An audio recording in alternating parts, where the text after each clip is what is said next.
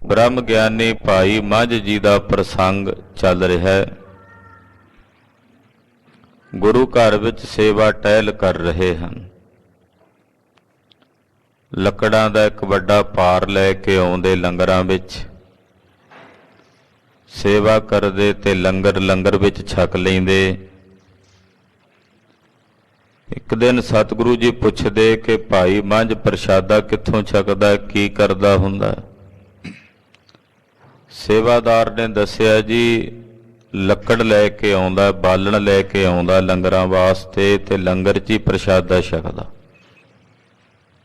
पातशाह कहंदे तां मजदूरी वाला काम है, भी जिन्नी सेवा कीती उन्ना ही नाल छक लिया। इदां इहदे अंतशकरण दी शुद्धि किवें होवेगी? उहनूं कहो कि सिखां दे घरां च जा के कितों होर प्रबंध करे भोजन दा। भाई मंझ जी ने सत बचन कहा ते सिखां दे घर चों मंग के खाण दा निर्णय कीता, क्योंकि माण त्यागना सी। किसे दे घरों जाके चौधरी ने ते मंग के प्रशादा छकना। तो प्रशादा मिलदा जिन्ना मिलदा उहदे विचों भी सूखम ही छकदे हन। शरीर निर्बल ते कमज़ोर हो रहा है। इसे तरह समा बीतिया ते एक दिन बालण दा एक वड्डा ढेर इकट्ठा कीता। वेखदे रहे भी कोई चुकाण आवेगा, नहीं कोई पहुंचिया ते शाम नूं लेट हो गए। औखे सौखे वो पंड अपने सिर ते धर लई। तुरे आउंदे हनेरी बड़ी तेज चलदी, झक्खड़ दे नाल नेत्रां दे विच मिट्टी घट्टा पैंदा दिसदा नहीं। तुरे आउंदे परमेश्वर दा भजन करदिआं एक खूह दे विच डिग पए। खूह विच पानी थोड़ा सी। बालण पानी विच डिगण नहीं दिता। सोचिया जे पानी च बालण भिज गया ते गुरु के लंगरां दे विच अटक पै जू, महाराज जी भोजन किवें छकणगे? तो सिर दे उत्ते पंड धरी है ते पानी च ही खलोते ने। मन च सोचते है कि गुरु साहब जी दे लंगरां विच कोई अटक ना पवे।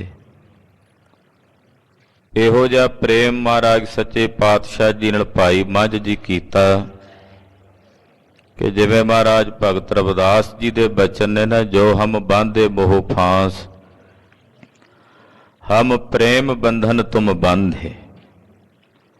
प्रेम दियां डोरां च, प्रेम दे बंधन विच भाई मंझ ने गुरु अर्जन साहब जी नूं बन्ह लिया है। आओ मन बिरतियां गुरु अर्जन साहब जी दे पवित्र चरनां नाल जोड़िए। गुरु गरीबनवाज सच्चे पातशाह दा पवित्र इतिहास सरवण करिए। आखो जी सतनाम श्री वाहिगुरु साहिब जी। सतनाम श्री वाहिगुरु साहिब जी। चौपाई संकट जान सिख को होवा। धन गुरु अर्जन देव साहब जी ने जानिया अंतरजामी गुरुदेव कि मेरे सिख दे उत्ते संकट आया, मेरे दास उत्ते दुख आया, मुसीबत आई है। खूह च डिग गए ने, पानी विच खड़े हन। सिर दे उत्ते बड़ी वड्डी भार पंड है लकड़ां दी बालण दी। तो अंतरयामी सतगुरु जी ने जानिया कि मेरे सिख दे उत्ते संकट आया है। कूप बार सिर पार खरोवा। कि खूह दे विच लक ताईं पानी है, ਉਹਦੇ च खड़े ने भाई मंझ जी, डिग पए ने खूह च ते सिर दे उत्ते उन्हां ने भार चुकिया होया है। बीते इसे जामनी सारी। ते रात दा समय, रात दा वेला, भाई मंझ ने तां सारी रात इसे तरह खलोतियां कट देनी। ਉਹਨੇ तां नहीं आखना, ना उन्हें वो भार थले डिगण देना है। हाँ जी, खरो रहे ने पार उतारी। उन्हें खलोते रहना खूह दे विच। वो भार लकड़ां दा उन्हें सुटना नहीं, क्योंकि भार नहीं सुटेगा तो अपने आप वो खूह चों बाहर नहीं निकल के आ सकता। ਤੋ ਭਾਈ ਮੱਝ ਨੇ ਤਾਂ ਹੁਣ ਪ੍ਰੇਮ ਵਸੀਕਾਰ ਹੋ ਕੇ ਖੇਡ ਧਾਰਨ ਕਰ ਲਈ ਹੈ। ਉਹਨਾਂ ਨੇ ਉਹ ਭਾਰ ਭਾਵੇਂ ਸਾਰੀ ਰਾਤ ਖਲੋਤੇ ਰਹਿਣ ਪਾਣੀ ਵਿੱਚ, ਸਿਰ ਤੋਂ ਲਾਹ ਕੇ ਥੱਲੇ ਨਹੀਂ ਸੁੱਟਣਾ। ਉਠੀ ਕਿਰਪਾ ਨਿਧ ਗਮਨੇ ਐਸੀ। ਸ਼ਾਮ ਜੇ ਦਾ ਵੇਲਾ ਸੀ, ਇੱਥੇ ਹਨੇਰਾ ਪੈ ਚੁੱਕਾ ਸੀ।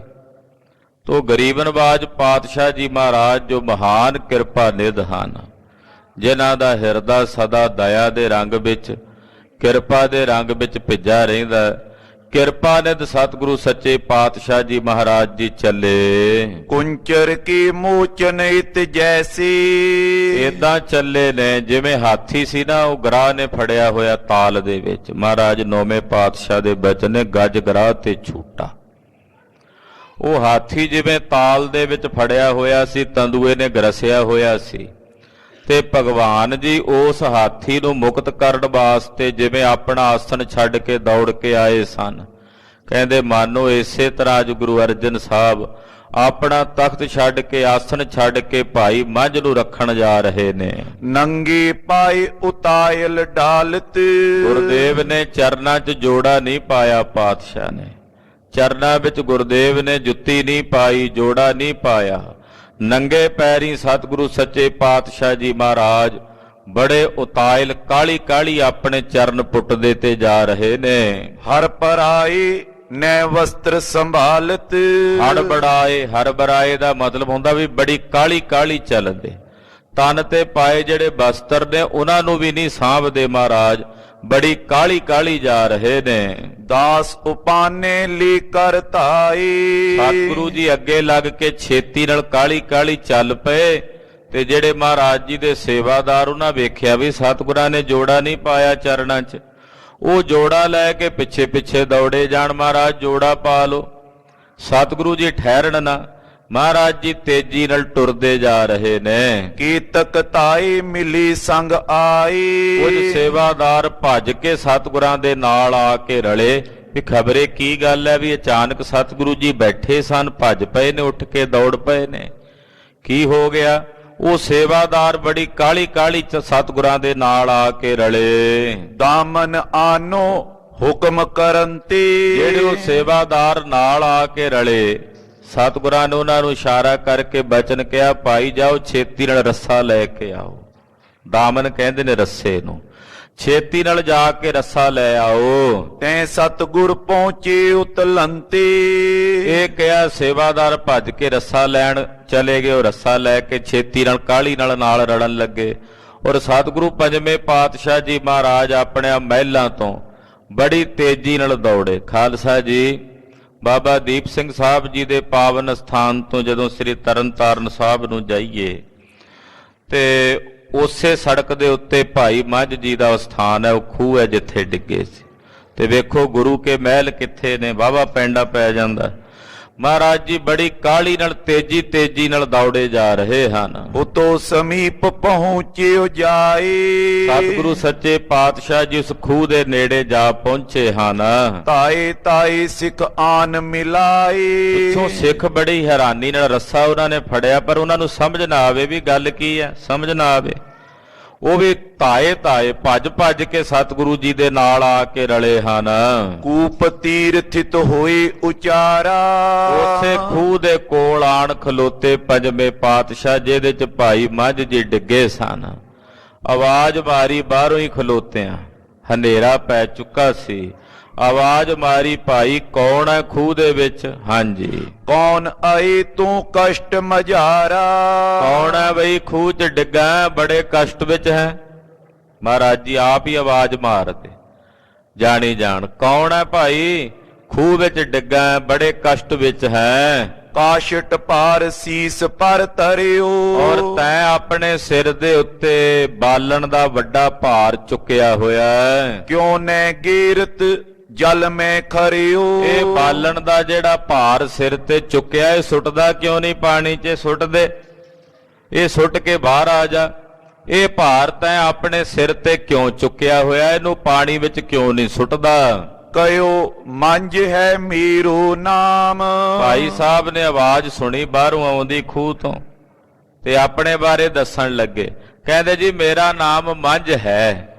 ਪਾਤਸ਼ਾਹ ਨੇ ਬਾਹਰੋਂ ਪੁੱਛਿਆ ਨਾ ਵੀ ਕੌਣ ਹੈ ਭਾਈ ਜਿਹੜਾ ਡਿੱਗਾ ਵਿੱਚ, ਆ ਸਿਰ ਤੇ ਭਾਰ ਚੁੱਕਾ, ਸੁੱਟਦਾ ਕਿਉਂ ਨਹੀਂ ਪਾਣੀ 'ਚ? ਭਾਈ ਮੰਝ ਜੀ ਨੇ ਅੱਗੋਂ ਜਵਾਬ ਦਿੱਤਾ, ਕਹਿਣ ਲੱਗੇ ਜੀ ਮੇਰਾ ਨਾਮ ਮੰਝ ਹੈ। ਸੇਵਕ ਸ਼੍ਰੀ ਸਤਿਗੁਰ ਕੇ ਧਾਮ। ਉਹਨਾਂ ਨੂੰ ਨਹੀਂ ਪਤਾ ਵੀ ਸਤਿਗੁਰੂ ਹੀ ਪੁੱਛਦੇ ਆ ਬਾਹਰ ਖਲੋਤੇ। ਕਹਿਣ ਲੱਗੇ ਜੀ ਮੈਂ ਸਤਿਗੁਰੂ ਗੁਰੂ ਅਰਜਨ ਦੇਵ ਸਾਹਿਬ ਜੀ ਦੇ ਘਰ ਦਾ ਸੇਵਕ ਹਾਂ, ਉਹਨਾਂ ਦੇ ਘਰ ਦਾ ਦਾਸ ਹਾਂ। ਇਤਨੇ ਮੈਂ ਰੱਜੂ ਨਰ ਲਿਆਏ। ਸਤਿਗੁਰੂ ਜੀ ਇਹ ਬਚਨਕਾਰੀ ਰਹੇ ਸਨ ਕਿ ਇੰਨੇ ਨੂੰ ਸੇਵਾਦਾਰ ਇੱਕ ਰੱਸਾ ਲੈ ਕੇ ਆ ਗਿਆ। ਗੁਰਹਿਤ ਅਸਵਾਰੀ ਲੈ ਆਏ। ਮਹਾਰਾਜ ਜੀ ਵਾਸਤੇ ਸਵਾਰੀ ਵੀ ਲੈ ਆਏ ਪਿੱਛੇ, ਕਿਉਂਕਿ ਸਤਿਗੁਰੂ ਪੈਦਲ ਆਏ ਸਨ ਚੱਲ ਕੇ। ਸੇਵਾਦਾਰ ਮਹਾਰਾਜ ਜੀ ਦੀ ਸਵਾਰੀ ਵੀ ਲੈ ਆਏ। ਜ਼ੀਨ ਤੋਂ ਰੰਗ ਪਾਏ ਕਰ ਤੂਰਨ। ਸਵਾਰੀ ਕਿਹੜੀ ਕਿਹੜੀ ਲਿਆਏ ਜਿਹਦੇ ਜਿਹਦੇ ਤੇ ਸਤਿਗੁਰੂ ਸਵਾਰ ਹੁੰਦੇ ਸਨ? ਇੱਕ ਸਵਾਰੀ ਮਹਾਰਾਜ ਜੀ ਦਾ ਘੋੜਾ, ਜਿਹਦੇ ਤੇ ਬੜੀ ਸੋਹਣੀ ਕਾਠੀ ਪਾਈ ਹੈ, ਉਹ ਘੋੜਾ ਸ਼ਿੰਗਾਰ ਕੇ ਲੈ ਆਏ ਨੇ ਸੇਵਾਦਾਰ। ਸੇਵਕਾ ਲਿਆਏ ਜੈ ਗੁਰਪੂਰਨ। ਫਿਰ ਦੂਜੀ ਪਾਲਕੀ ਵੀ ਲੈ ਆਂਦੀ ਵੀ ਸਤਿਗੁਰੂ ਜੀ ਜਿਹੜੀ ਸਵਾਰੀ ਤੇ ਇੱਛਾ ਹੋਵੇਗੀ ਉਹਦੇ ਤੇ ਬੈਠ ਜਾਣਗੇ। ਜੇ ਘੋੜੇ ਤੇ ਸਵਾਰ ਹੋਣਾ ਘੋੜੇ ਤੇ ਸੱਜ ਜਾਣਗੇ, ਜੇ ਪਾਲਕੀ 'ਚ ਸਵਾਰ ਹੋਣਾ ਤੇ ਪਾਲਕੀ 'ਚ ਬਿਰਾਜ ਜਾਣਗੇ। ਤੋ ਸੇਵਾਦਾਰ ਪਾਲਕੀ ਵੀ ਲੈ ਆਏ। ਦਾਮਨ ਕੂਪ ਵਿਖੇ ਲਟਕਾਈ। ਇਹਨੇ ਨੂੰ ਰੱਸਾ ਖੂਹ ਦੇ ਵਿੱਚ ਲਟਕਾਇਆ। ਕਹਿਓ ਕਿ ਗਏ ਆਵੋ ਉਪਰਾਈ। ਔਰ ਆਖਿਆ ਭਾਈ ਮੰਝ ਇਹ ਰੱਸਾ ਫੜ ਤੇ ਰੱਸਾ ਫੜ ਕੇ ਬਾਹਰ ਨੂੰ ਆ ਜਾ। ਪੂਰਬ ਪਾਰ ਨਿਕਾਸਨ ਕਰੋ। ਭਾਈ ਮੰਝ ਨੇ ਅੱਗੋਂ ਜਵਾਬ ਦਿੱਤਾ, ਕਹਿਣ ਲੱਗਾ ਭਾਈ ਗੁਰਮੁਖੋ, ਗੁਰੂ ਕੇ ਲੰਗਰਾਂ ਵਾਸਤੇ ਬਾਲਣ ਲਿਆਂਦਾ ਵੀ ਜੇ ਬਾਲਣ ਸੁੱਟ ਦਿੱਤਾ ਭਿੱਜ ਜਾਣਾ, ਲੰਗਰਾਂ 'ਚ ਬਲਣਾ ਨਹੀਂ। ਏਦਾਂ ਕਰੋ ਕਿ ਪਹਿਲਾਂ ਇਹ ਜਿਹੜਾ ਭਾਰ ਹੈ ਬਾਲਣ ਦਾ, ਇਹ ਪੰਡ ਇਹ ਖਿੱਚ ਕੇ ਬਾਹਰ ਕੱਢ ਲਵੋ। ਰਹੇ ਸ਼ੁਸ਼ਕ ਨੇ ਜੀ ਅਬ ਤਰੋਂ। ਤੇ ਜੇ ਮੈਂ ਇਹ ਧਰ ਦਿੱਤਾ ਥੱਲੇ ਬਾਲਣ ਤੇ ਸੁੱਕਾ ਨਹੀਂ ਰਹਿਣਾ, ਇਹ ਗਿੱਲਾ ਹੋ ਜਾਣਾ। ਪੁਨ ਪੀਛੇ ਮੁਝ ਲਿਓ ਨਿਕਾਸ। ਤੁਸੀਂ ਪਹਿਲਾਂ ਇਹ ਬਾਲਣ ਕੱਢ ਲਓ, ਮੇਰੀ ਖੈਰ ਹੈ, ਕੋਈ ਗੱਲ ਨਹੀਂ, ਮੈਂ ਠੀਕ ਹਾਂ। ਪਹਿਲਾਂ ਇਹ ਬਾਲਣ ਕੱਢ ਲਓ ਵੀ ਗੁਰੂ ਕੇ ਲੰਗਰਾਂ ਵਾਸਤੇ ਬਾਲਣ ਲਿਆਂਦਾ ਹੈ, ਤੇ ਮੈਨੂੰ ਬਾਅਦ ਵਿੱਚ ਕੱਢ ਲਿਓ। ਲੇ ਈਂਦਨ ਚਲਹੁ ਗੁਰ ਪਾਸ। ਮੈਂ ਇਹ ਬਾਲਣ, ਭਾਈ ਮੰਝ ਨੂੰ ਨਹੀਂ ਸੀ ਪਤਾ ਵੀ ਸਤਿਗੁਰੂ ਆਪ ਖੜੇ ਨੇ ਬਾਹਰ। ਕਹਿਣ ਲੱਗੇ ਵੀ ਮੈਂ ਇਹ ਬਾਲਣ ਲੈ ਕੇ ਸਤਿਗੁਰਾਂ ਦੇ ਘਰ ਪਹੁੰਚਣਾ, ਮਹਾਰਾਜ ਜੀ ਦੇ ਮਹਿਲਾਂ 'ਚ ਲੰਗਰਾਂ 'ਚ ਜਾਣਾ। ਰੱਜੂ ਸੰਗ ਬੰਦ ਕਰ ਪਾਰਾ। ਕਹਿੰਦੇ ਉਹ ਭਾਰ ਦੇ ਵਿੱਚ ਭਾਈ ਮੰਝ ਨੇ ਪਹਿਲਾਂ ਰੱਸੀ ਬੰਨੀ ਹੈ, ਉਹ ਪੰਡ ਦੇ ਵਿੱਚ ਰੱਸੀ ਨੂੰ ਚੰਗੀ ਤਰ੍ਹਾਂ ਕੱਸਿਆ। ਖੈਂਚ ਵੈਰ ਕੋ ਨਰਨ ਨਿਕਾਰਾ। ਬਾਹਰ ਜਿਹੜੇ ਸੇਵਾਦਾਰ ਸਿੱਖ ਖੜੇ ਸਨ, ਉਹਨਾਂ ਨੇ ਰੱਸੇ ਦੇ ਨਾਲ ਬੱਧਾ ਉਹ ਬਾਲਣ ਜਿਹੜਾ ਸੀ ਖਿੱਚ ਕੇ ਬਾਹਰ ਕੱਢਿਆ। ਪੀਛੇ ਤੇ ਦਾਮਨ ਗਏ ਹਾਥ। ਬਾਲਣ ਬਾਹਰ ਕੱਢ ਕੇ ਫਿਰ ਉਹਨਾਂ ਨੇ ਦੁਬਾਰਾ ਰੱਸਾ ਪਾਇਆ, ਉਹ ਰੱਸਾ ਭਾਈ ਮੰਝ ਨੇ ਫੜਿਆ। ਨਿਕਸਿਓ ਤਿਆਗ ਕੂਪ ਬਲ ਸਾਥ। ਔਰ ਉਸ ਰੱਸੇ ਨੂੰ ਫੜ ਕੇ ਬੜੇ ਬਲ ਦੇ ਨਾਲ ਭਾਈ ਮੰਝ ਜੀ ਉਸ ਖੂਹ ਦੇ ਵਿੱਚੋਂ ਬਾਹਰ ਨਿਕਲੇ ਹਨ। ਸ਼੍ਰੀ ਅਰਜਨ ਠਾਂਡੇ ਟਿਗ ਦੇਖ। ਤੇ ਬਾਹਰ ਨਿਕਲੇ ਉਹ ਖੂਹ ਵਿੱਚੋਂ, ਇਉਂ ਸਮਝ ਲਓ, ਇਉਂ ਭਾਸਦਾ ਹੈ, ਇਉਂ ਮਨ 'ਚ ਪ੍ਰਮਾਣ ਆਉਂਦਾ ਹੈ ਕਿ ਖੂਹ ਮਾਨੋ ਇਹ ਸੰਸਾਰ ਹੈ, ਇਹ ਸੰਸਾਰ ਖੂਹ ਹੈ। ਤੇ ਖੂਹ ਦੇ ਬਾਹਰ ਖੜੇ ਨੇ ਧੰਨ ਗੁਰੂ ਅਰਜਨ ਦੇਵ ਸਾਹਿਬ। ਸਿੱਖ ਡਿੱਗਾ ਸੀ ਸੰਸਾਰ ਦੇ ਖੂਹ 'ਚ, ਤੇ ਉਹਦੀ ਬਾਹ ਫੜ ਕੇ ਸੰਸਾਰ ਦੇ ਖੂਹ 'ਚੋਂ ਮਾਨੋ ਜਿਵੇਂ ਬਾਹਰ ਕੱਢ ਕੇ ਆਪਣੇ ਗਲ ਨਾਲ ਲਾ ਕੇ ਭੇਦ ਕਰ ਲਿਆ ਹੋਵੇ। ਸਤਿ ਸ੍ਰੀ ਅਕਾਲ। ਭਾਈ ਮੰਝ ਜੀ ਰੱਸਾ ਫੜਿਆ ਬੜੇ ਬਲ ਦੇ ਨਾਲ, ਉਸ ਰੱਸੇ ਨੂੰ ਪਕੜ ਕੇ ਖੂਹ 'ਚੋਂ ਬਾਹਰ ਆਏ ਨੇ, ਤੇ ਬਾਹਰ ਜਗਤ ਗੁਰੂ ਗੁਰੂ ਅਰਜਨ ਦੇਵ ਸਾਹਿਬ ਜੀ ਖੜੇ ਹਨ। ਪਾਇਨ ਪਰਿਓ ਸੁਪ੍ਰੇਮ ਵਿਸ਼ੇਖ। ਵੇਖ ਕੇ ਇੱਕਦਮ ਪਹਿਲਾਂ ਅਚਰਜ ਹੋਏ ਭਾਈ ਮੰਝ ਜੀ ਵੀ, ਇਹ ਤਾਂ ਦੀਨ ਦਿਆਲ ਸਤਿਗੁਰੂ ਆਪ ਖੜੇ ਨੇ। ਤੇ ਵੇਖਿਆ ਚਰਨਾਂ 'ਚ ਸਤਿਗੁਰਾਂ ਜੋੜਾ ਵੀ ਨਹੀਂ ਪਾਇਆ। ਬੜੇ ਅਦਬ ਨਾਲ ਭਾਈ ਮੰਝ ਨੇ ਮਹਾਰਾਜ ਗੁਰੂ ਅਰਜਨ ਸਾਹਿਬ ਦੇ ਚਰਨਾਂ ਤੇ ਮੱਥਾ ਟੇਕਿਆ, ਨਮਸਕਾਰ ਕੀਤੀ। ਇਹੋ ਕੁਛ ਨਹੀਂ ਨਰਾਵਰ ਬਾਤ। ਨਾਲੇ ਕਹਿੰਦੇ ਮਹਾਰਾਜ ਇਹ ਆਪ ਜੀ ਲਈ ਕੋਈ ਨਵੀਂ ਬਾਤ ਨਹੀਂ, ਇਹ ਆਪ ਜੀ ਵਾਸਤੇ ਕੋਈ ਨਵੀਂ ਬਾਤ ਨਹੀਂ। ਸਿੱਖਨ ਕੀ ਸਹਾਈ ਦਿਨ ਰਾਤ। ਆਪ ਜੀ ਆਪਣੇ ਸਿੱਖਾਂ ਦੇ ਦਿਨ ਰਾਤ ਸਹਾਇਕੋ ਮਦਦਗਾਰ ਹੋ। ਆਪਣੇ ਸਿੱਖਾਂ ਦੀ ਸਹਾਇਤਾ ਆਪ ਜੀ ਦਿਨ ਰਾਤ ਕਰਦੇ ਹੋ। ਗਜ ਕੋ ਕਸ਼ਟ ਪਿਓ ਜਬ ਪਾਰੀ। ਜਦੋਂ ਉਸ ਗੱਜ ਦੀ ਕਥਾ ਸੁਣੀਏ, ਉਹ ਹਾਥੀ ਜਿਹੜਾ ਤੰਦੂਏ ਨੇ ਗਰਸਿਆ ਸੀ, ਕੁਸਮ ਅਰਪ ਕਰ ਕਰੀ ਗੁਹਾਰੀ। ਕਹਿੰਦੇ ਜਦੋਂ ਉਹਦੇ ਸਾਰੇ ਹਿੱਲੇ ਵਸੀਲੇ ਮੁੱਕ ਗਏ, ਉਸੇ ਤਾਲ ਵਿੱਚੋਂ ਇੱਕ ਕਮਲ ਦਾ ਫੁੱਲ ਲੈ ਕੇ ਉਹਨੇ ਭਗਵਾਨ ਅੱਗੇ ਭੇਟ ਕਰਕੇ ਭਗਵਾਨ ਨੂੰ ਯਾਦ ਕੀਤਾ। ਲక్ష్ਮੀ ਚਰਨ ਪਾਦਕਾ ਛੋਰ। ਕਹਿੰਦੇ ਲక్ష్ਮੀ ਨੇ ਭਗਵਾਨ ਦੇ ਚਰਨ ਫੜੇ ਸਨ, ਉਹ ਚਰਨ ਛਡਾਏ। ਪੈਰਾਂ ਦੇ ਵਿੱਚ ਭਗਵਾਨ ਜੀ ਨੇ ਜੋੜਾ ਨਹੀਂ ਪਾਇਆ, ਪਾਦਕਾ ਕਹਿੰਦੇ ਨੇ ਜੋੜੇ ਨੂੰ, ਜੋੜਾ ਨਹੀਂ ਪਾਇਆ, ਤੇ ਭਗਵਾਨ ਜੀ ਨੰਗੇ ਪੈਰੀ ਉਸ ਹਾਥੀ ਦਾ ਤਰਾਸ ਕੱਟਣ ਲਈ, ਉਹਦੇ ਬੰਧਨ ਕੱਟਣ ਲਈ ਚੱਲ ਕੇ ਆਏ। ਤਜ ਖਗ ਪਤ ਤਾਈ ਗਜ ਔਰ। ਔਰ ਖਗਪਤ ਵੀ ਗਰੁੜ ਦੀ ਸੇਜਾ ਛੱਡ ਕੇ ਵੀ ਉਸ ਗਜ ਵੱਲ ਭੱਜ ਕੇ ਆਏ। ਲੀਨ ਬਚਾਏ ਡੂਬਤੇ ਜਲ ਤੇ। ਔਰ ਜਲ ਦੇ ਵਿੱਚ, ਪਾਣੀ ਵਿੱਚ ਗਰਕ ਹੁੰਦੇ ਡੁੱਬਦੇ ਹੋਏ ਗਜ ਨੂੰ, ਹਾਥੀ ਨੂੰ ਭਗਵਾਨ ਜੀ ਨੇ ਆ ਕੇ ਬਚਾ ਲਿਆ, ਰੱਖ ਲਿਆ। ਬਿਰਦ ਸੰਭਾਰ ਸਹਾਇਕ ਬਲ ਤੇ। ਔਰ ਆਪਣਾ ਬਿਰਦ ਸੰਭਾਲਿਆ, ਸਹਾਇਤਾ ਕਰਨ ਵਾਲਾ, ਕਿ ਆਪਣੇ ਭਗਤਾਂ ਨੂੰ ਪਾਲਦੇ ਹੋ, ਆਪਣੇ ਭਗਤਾਂ ਦੀ ਰੱਖਿਆ ਕਰਦੇ ਹੋ, ਹਰ ਜੁਗ ਜੁਗ ਭਗਤ ਉਪਾਇਆ। ਪੈਜ ਰਖਦਾ ਆਇਆ RAM ਰਾਜੇ। ਇਹ ਬਿਰਦ ਹੈ ਅਕਾਲ ਪੁਰਖ ਜੀ ਦਾ, ਭਗਵਾਨ ਜੀ ਦਾ, ਆਪਣਾ ਉਹ ਬਿਰਦ ਸੰਭਾਲਿਆ। ਨੈ ਸੇਵਕ ਦੁਖ ਸਕੋ ਸਹਾਰੀ। ਮਹਾਰਾਜ ਤੁਸੀਂ ਆਪਣਿਆਂ ਸੇਵਕਾਂ ਦਾ ਦੁੱਖ ਸਹਾਰ ਨਹੀਂ ਸਕਦੇ, ਆਪਣੇ ਸੇਵਕਾਂ ਦਾ ਦੁੱਖ ਨਹੀਂ ਬਰਦਾਸ਼ਤ ਕਰ ਸਕਦੇ। ਜੋ ਜੋ ਤੁਮਰੇ ਭਗਤ ਦੁਖਾਏ, ਉਹ ਤਤਕਾਲ ਤੁਮ ਮਾਰਾ। ਮਹਾਰਾਜ ਤੁਸੀਂ ਆਪਣਿਆਂ ਸੇਵਕਾਂ ਦਾ ਦੁੱਖ ਸਹਾਰ ਨਹੀਂ ਸਕਦੇ। ਸ਼ਕਤਹੀਨ ਵੈ ਸ਼ਰਨ ਤੁਮਾਰੀ। ਜਦੋਂ ਤੁਹਾਡੇ ਸੇਵਕ ਸ਼ਕਤੀਹੀਣੇ ਹੋ ਕੇ, ਬਲਹੀਣੇ ਹੋ ਕੇ ਤੁਹਾਡੀ ਸ਼ਰਨ ਚ ਪੈਂਦੇ ਹਨ, ਲਾਜ ਦ੍ਰੋਪਦੀ ਕੀ ਰੱਖ ਲੀਨਸ। ਫਿਰ ਤੁਸੀਂ ਲਾਜ ਰੱਖ ਲੈਂਦੇ ਹੋ, ਜਿਵੇਂ ਦ੍ਰੋਪਦੀ ਦੀ ਲਾਜ ਰੱਖੀ ਦੁਆਪਰ ਯੁੱਗ ਚ ਭਗਵਾਨ ਜੀ ਨੇ। ਭੱਟ ਸਾਹਿਬਾਨ ਲਿਖਦੇ, ਫੁਨ ਦ੍ਰੋਪਦੀ ਲਾਜ ਰੱਖੀ ਹਰ ਪ੍ਰਭ ਜੀ, ਛੀਨਤ ਬਸਤਰ ਦੀਨ ਬਹੁ ਸਾਜ। ਕਹਿੰਦੇ ਜਿਵੇਂ ਦ੍ਰੋਪਦੀ ਦੀ ਲਾਜ ਰੱਖੀ, ਪਹਿਲਾਂ ਉਹਨੇ ਆਪਣੇ ਪਤੀਆਂ ਨੂੰ ਵੇਖਿਆ, ਭੀਸ਼ਮ ਪਿਤਾਮਾ ਨੂੰ ਵੇਖਿਆ, ਸਾਰਿਆਂ ਵੱਲ ਗੁਹਾਰ ਲਾਈ, ਪਰ ਕਿਸੇ ਨੇ ਜਦੋਂ ਲਾਜ ਨਹੀਂ ਰੱਖੀ ਤੇ ਫਿਰ ਭਗਵਾਨ ਦੀ ਅਰਾਧਨਾ ਕੀਤੀ। ਭਾਈ ਸਾਹਿਬ ਭਾਈ ਗੁਰਦਾਸ ਸਾਹਿਬ ਜੀ ਲਿਖਦੇ, ਹਾ ਕ੍ਰਿਸ਼ਨ ਕਰੇ ਬਿਲ ਲਾਂਦੀ। ਤੋ ਫਿਰ ਭਗਵਾਨ ਜੀ ਨੇ ਕਿਰਪਾ ਕੀਤੀ, ਉਹਦੀ ਲਾਜ ਰੱਖ ਲਈ, ਕੱਪੜਿਆਂ ਦਾ, ਬਸਤਰਾਂ ਦਾ ਕਿਲਾ ਉਸਾਰ ਦਿੱਤਾ। ਅੰਬਰੀਕ ਕੋ ਨਿਰਭੈ ਦੀਨਸ। ਇੱਕ ਭਗਤ ਅੰਬਰੀਕ ਜੀ ਹੋਏ, ਬੜੇ ਮਹਾਂਪੁਰਖ ਸੀ ਅੰਬਰੀਕ ਜੀ।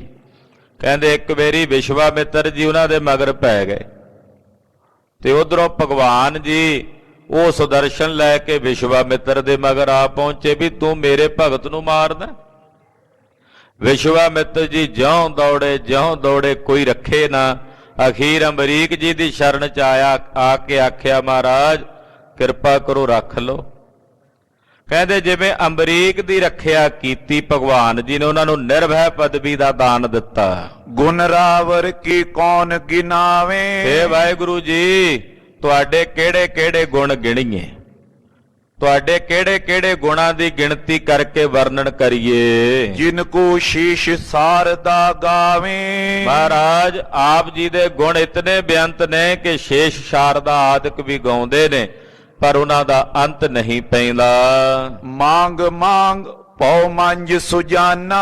ਜਦੋਂ ਭਾਈ ਮੰਝ ਨੇ ਗੁਰੂ ਚਰਨਾਂ ਤੇ ਪ੍ਰਣਾਮ ਕੀਤੀ, ਗੁਰੂ ਅਰਜਨ ਸਾਹਿਬ ਬੋਲੇ, ਕਹਿਣ ਲੱਗੇ ਮੰਗ ਵੀ ਮੰਗ ਭਾਈ ਮੰਝ, ਛੇਤੀ ਮੰਗ, ਮੰਗ ਪੋ ਮੰਝ ਸੁਜਾਨਾ।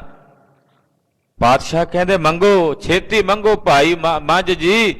ਸੁਜਾਨ ਕਹਿੰਦੇ ਸਿਆਣੇ ਗੁਰੂ ਕੇ ਸਿੱਖ ਹੋ ਤੁਸੀਂ, ਛੇਤੀ ਮੰਗੋ ਜੋ ਮੰਗਣਾ ਹੈ। ਹਮ ਪਰਸਨ ਲਿਓ ਬਾਚਿਤ ਦਾਨਾ।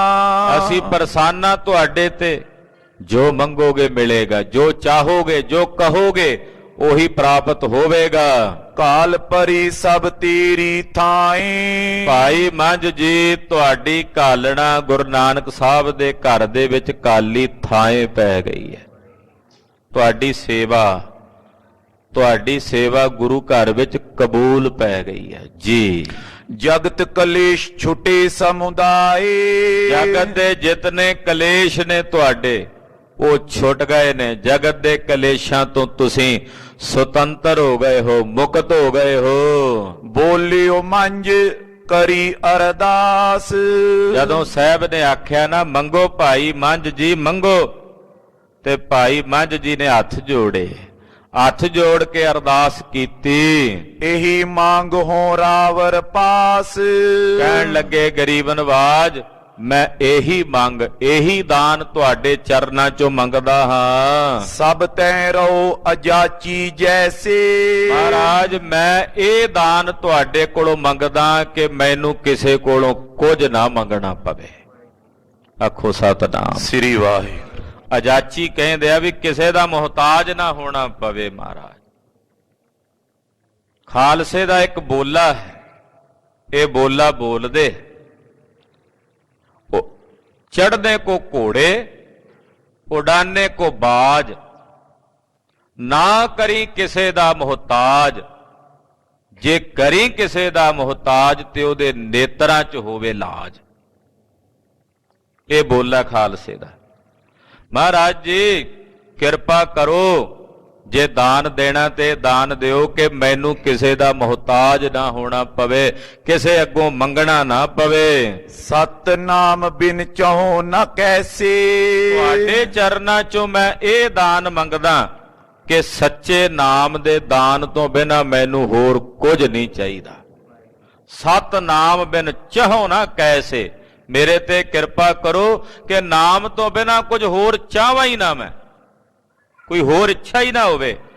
ਆਪ ਜੀ ਦੇ ਅੰਮ੍ਰਿਤ ਨਾਮ ਤੋਂ ਬਿਨਾਂ, ਸੱਚੇ ਨਾਮ ਤੋਂ ਬਿਨਾਂ ਮੈਨੂੰ ਹੋਰ ਕੋਈ ਚਾਹਨਾ ਨਾ ਹੋਵੇ, ਮੈਂ ਹੋਰ ਕੁਝ ਚਾਹਾਂ ਹੀ ਨਾ। ਕਬੂ ਨਾ ਬਿਸਰੇ ਹੀਐ ਮੋਰੇ ਤੇ, ਨਾਨਕ ਦਾਸ ਇਹੀ ਦਾਨ ਮੰਗਾ। ਮਹਾਰਾਜ ਤੁਹਾਡੇ ਚਰਨਾਂ ਚੋਂ ਇਹੀ ਦਾਨ ਮੰਗਦਾ ਕਿ ਮੇਰੇ ਹਿਰਦੇ ਚੋਂ ਤੁਸੀਂ ਕਦੇ ਨਾ ਵਿਸਰੋ, ਤੁਹਾਡਾ ਨਾਮ ਮੇਰੇ ਹਿਰਦੇ ਚੋਂ ਕਦੇ ਨਾ ਵਿਸਰੇ। ਤੁਹਾਡੇ ਅੰਮ੍ਰਿਤ ਨਾਮ ਤੋਂ ਬਿਨਾਂ ਮੈਂ ਕੁਝ ਹੋਰ ਚਾਹਾਂ ਹੀ ਨਾ। ਮੇਰੇ ਤੇ ਇਹ ਦਇਆ ਕਰਕੇ ਮੈਨੂੰ ਦਾਨ ਬਖਸ਼ੋ। ਤੁਮਰੀ ਪਦ ਅਰਬਿੰਦ ਮਨਿੰਦ। ਮਹਾਰਾਜ ਜੀ ਤੁਹਾਡੇ ਜੋ ਪਾਵਨ ਪਵਿੱਤਰ ਚਰਨ ਕਮਲ ਹਨ ਸੁੰਦਰ। ਮਮ ਮਾਨਸ ਮੈਂ ਦਿਪੂ ਮੁਕੰਦ। ਮਹਾਰਾਜ ਆਪ ਜੀ ਦੇ ਚਰਨ ਕਮਲ ਮੇਰੇ ਇਸ ਸਰੀਰ ਦੇ ਅੰਦਰ ਜੋ ਮਨ ਹੈ, ਉਸ ਮਨ ਵਿੱਚ ਮਹਾਰਾਜ ਤੁਹਾਡੇ ਚਰਨ ਕਮਲ ਵਸਦੇ ਰਹਿਣ, ਜਿਹੜੇ ਚਰਨ ਮੈਂ ਆਪ ਜੀ ਦੇ ਸਪਰਸ਼ ਕਰ ਰਿਹਾ। ਇਹ ਚਰਨ ਮੇਰੇ ਮਨ ਮਾਨਸ ਵਿੱਚ ਵਸ ਜਾਣ, ਇਹ ਦਾਨ ਦਿਓ। ਸ਼੍ਰੀ ਅਰਜਨ ਸੁਨ ਪੁਨੇ ਬਖਾਨਾ। ਜਦੋਂ ਭਾਈ ਮੰਝ ਜੀ ਨੇ ਬੇਨਤੀ ਕੀਤੀ, ਸੁਣ ਕੇ ਸਤਿਗੁਰੂ ਗੁਰੂ ਅਰਜਨ ਦੇਵ ਸਾਹਿਬ ਜੀ ਫਿਰ ਬੋਲੇ, ਅਪਰ ਮੰਗ ਪੋ ਸਿੱਖ ਮਹਾਨਾ। ਮਹਾਰਾਜ ਜੀ ਕਹਿੰਦੇ ਹੈ ਗੁਰੂ ਘਰ ਦੇ ਮਹਾਨ ਸਿੱਖ ਭਾਈ ਮੰਝ, ਕੁਝ ਹੋਰ ਮੰਗੋ, ਕੁਝ ਹੋਰ ਵੀ ਮੰਗੋ। ਗੁਰ ਜੀ ਦਾਸਨ ਪਰ ਅਸ ਪੀਰ। ਭਾਈ ਮੰਝ ਜੀ ਸੋਚਿਆ ਜੇ ਸਤਿਗੁਰੂ ਇੰਨੇ ਦਿਆਲ ਨੇ ਤੇ ਫਿਰ ਮੰਗ ਹੀ ਲਵਾਂ, ਤੇ ਫਿਰ ਆਪਣੇ ਲਈ ਨਹੀਂ ਮੰਗਿਆ। ਆਖੋ ਸਤਿਨਾਮ ਸ੍ਰੀ ਵਾਹਿਗੁਰੂ। ਪਰਉਪਕਾਰੀ ਬਿਰਤੀ ਹੁੰਦੀ ਗੁਰਸਿੱਖਾਂ ਦੀ। ਸਾਡੇ ਤੇ ਪਰਉਪਕਾਰ ਕਰਦਿਆਂ ਭਾਈ ਮੰਝ ਜੀ ਨੇ ਇੱਕ ਮੰਗ ਮੰਗੀ, ਜਿਹੜਾ ਸਾਡੇ ਤੇ ਉਪਕਾਰ ਕੀਤਾ, ਜਿੰਨੇ ਅਸੀਂ ਗੁਰੂ ਕੇ ਸਿੱਖ ਹਾਂ, ਸਾਡੇ ਤੇ ਉਪਕਾਰ ਕਰਦਿਆਂ ਭਾਈ ਮੰਝ ਜੀ ਨੇ ਫਿਰ ਇਹ ਦਾਨ ਮੰਗਿਆ। ਸੁਣੋ ਜੀ। ਸਭ ਨੇ ਸਕੇ ਸਹਿ ਹੋਏ ਅਤੀਰ। ਹੇ ਪ੍ਰਭੂ ਜੀ ਆਪਣਿਆਂ ਦਾਸਾਂ ਤੇ ਇਹੋ ਜੀ ਕਰੜੀ ਕਸਵੱਟੀ ਨਾ ਲਾਇਆ ਕਰੋ।